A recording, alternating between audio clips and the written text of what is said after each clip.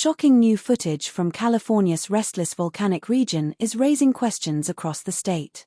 What once looked calm is now revealing subtle signs of movement deep underground, thicker steam plumes, shifting heat patterns, and ground changes appearing near old wells. Experts say the system beneath Clear Lake is still very much alive, and the latest images show changes happening earlier and faster than they expected. For millions living nearby, the footage feels less like a scientific update and more like a warning they never knew to look for. Tremors and residents noticing subtle signs. It started so small that most people ignored it. A woman in Lake County says the floor dips for just a second like the house size beneath her. She notices it most in the early morning, when the world is quiet and her coffee cup trembles on the counter for no reason. At first she thought she was imagining it. Then her husband felt it too. A man who's lived near Clear Lake for 30 years now keeps a flashlight by his bed. He didn't used to. But lately, something wakes him at odd hours, a low vibration he feels more than hears, passing through the mattress like a wave. He lies there in the dark, listening, waiting for it to stop. Parents in one neighborhood stopped letting their kids sleep near the windows. They moved beds to interior walls. They can't explain exactly why. Just a feeling. An instinct that something isn't right. Better safe than sorry, they tell each other. Dishes clattered in cabinets. Windows rattled without wind. Dogs barked at nothing, staring at the floor with hackles raised. Cats hid under beds for hours. The ground felt alive beneath people's feet, a low hum that came and went without warning, like the earth was breathing. At first, everyone shrugged it off. Minor earthquakes, they said. This is California. We get them all the time. Nothing to worry about. Just part of living here. But then the footage started circulating online. And what it showed changed everything. The footage shows steam vents pulsing harder than they had in years. Plumes rising thick and fast where there used to be thin wisps. A camera captures the ground subtly lifting near an old well, rising and falling in a slow rhythm that shouldn't be there.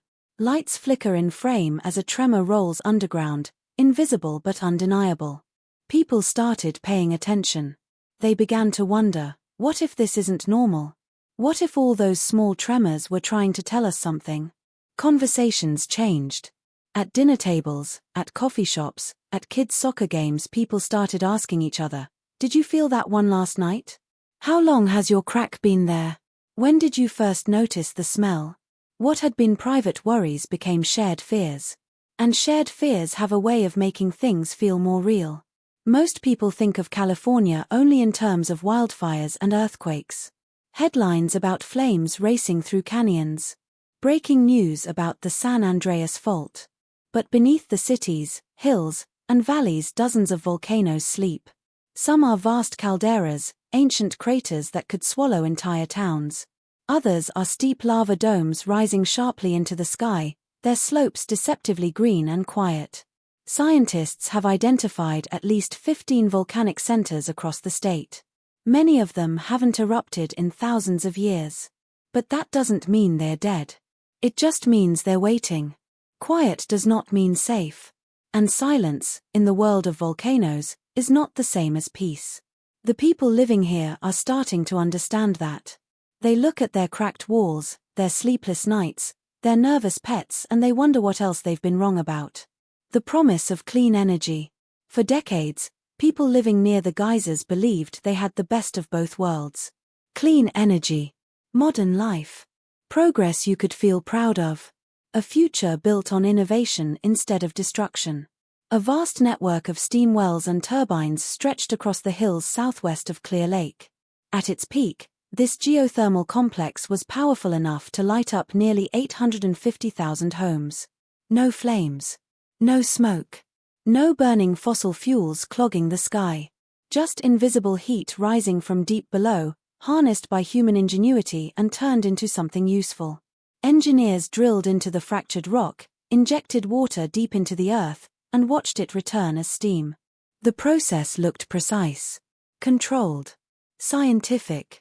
Water goes down, steam comes up, turbines spin, lights turn on. Simple. Clean. Safe. Residents took comfort in the monitoring systems, the safety regulations, the data charts that officials showed at community meetings. Numbers and graphs that said everything was under control. Scientists in lab coats explaining that they understood what was happening below. The land around them seemed calm. Rolling hills covered in oak trees and wildflowers. The blue waters of Clear Lake shimmering in the distance. Families had barbecues. Kids played in backyards.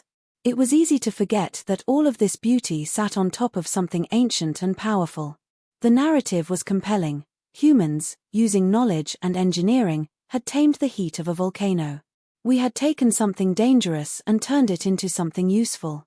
Nature was powerful, but we were smarter. We were in control. Yet beneath the reassurances, the Earth kept its own ledger.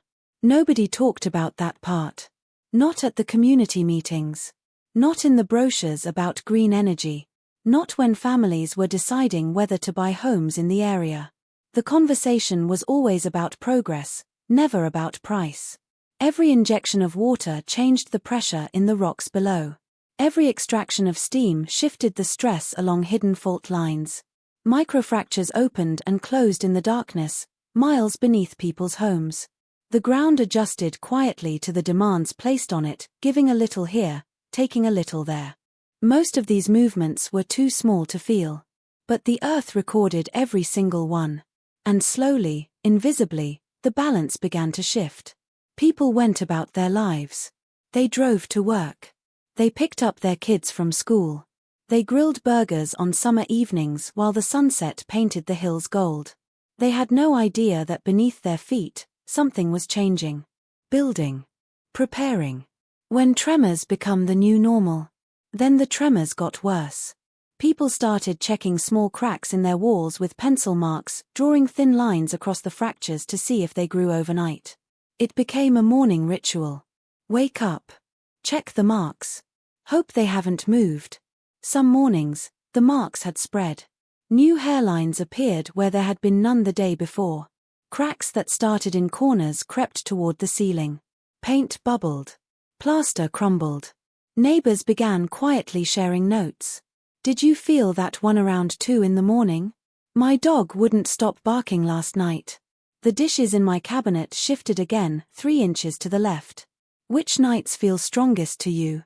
In just one recent week, monitoring stations recorded 149 tremors larger than magnitude 1. The strongest hit 4.7, strong enough to rattle pictures off walls, knock items off shelves, and send people running to doorways with their hearts pounding. But most tremors went unnoticed by the people living above them. The houses noticed, though. Doors creak open on their own, now slowly swinging at night as if pushed by invisible hands. Foundations settle and shift in ways they never did before. A low rumble passes underfoot at odd hours, sometimes at midnight, sometimes just before dawn. The house groans like it's tired. One woman says she stopped hanging pictures on her walls entirely. They never stay straight anymore. She got tired of waking up every morning and adjusting them, only to find them crooked again by evening. Now the walls are bare. Children ask why the house makes noises at night. Why does the floor shake sometimes? Is something wrong? Parents struggle to find answers that don't frighten them. They say it's just the house settling. But the children aren't so sure. New footage circulating online shows the scale of what's happening underground. Steam vents pulse harder than engineers expected, thick white plumes billowing where there used to be thin trails. Thermal cameras capture heat blooming in places that had been cool for years. The ground near old wells lifts and settles in rhythms no one can predict, rising and falling like something breathing beneath the surface. Sleep becomes difficult. People lie awake, listening, waiting, wondering if tonight will be the night when the small tremor becomes something bigger. When the crack in the wall finally reaches the ceiling. When the rumble doesn't stop. The tremors have become the new normal. And normal, for the people living here, now means learning to live alongside fear. Some families have started making emergency plans. Packing go bags. Keeping the car's gas tank full. Teaching their children what to do if the ground starts shaking hard. Just in case.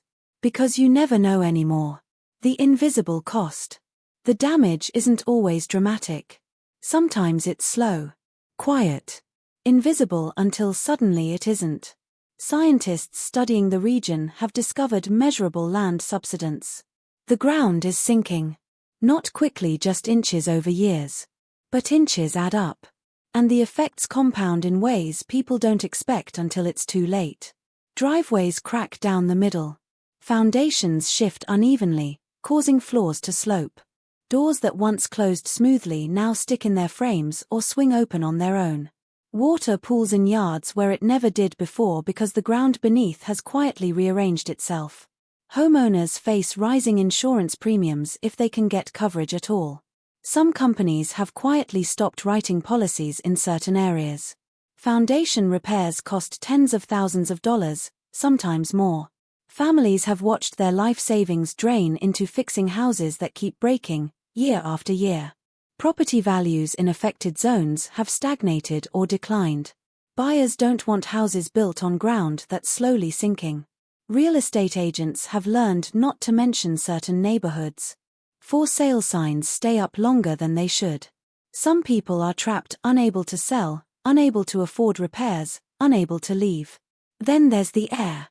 Steam rising from the geothermal field carries traces of hydrogen sulfide, the smell of rotten eggs. Most days, concentrations are low enough that people barely notice. But some days, when the wind shifts or the vents pulse harder, the smell hangs heavy over the hills, seeping through closed windows and into homes. On bad days, people report headaches that won't go away. Stinging eyes that water for hours. Irritated throats that make it hard to swallow. Children come home from school complaining that their chests feel tight, that something tastes strange in the air. Parents worry about what their kids are breathing, year after year, decade after decade. Elderly residents with asthma or respiratory problems stay indoors when the air turns sour, windows sealed tight, air purifiers humming.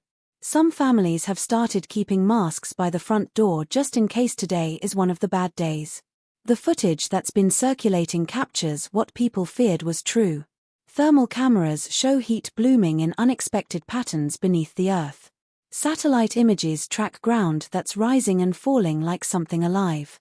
The visual proof of what residents have felt for years finally documented, finally undeniable. Progress, it turns out, has a price. Clean energy for some means cracked foundations and sleepless nights for others. And the people who live closest to the source don't always share in the benefits.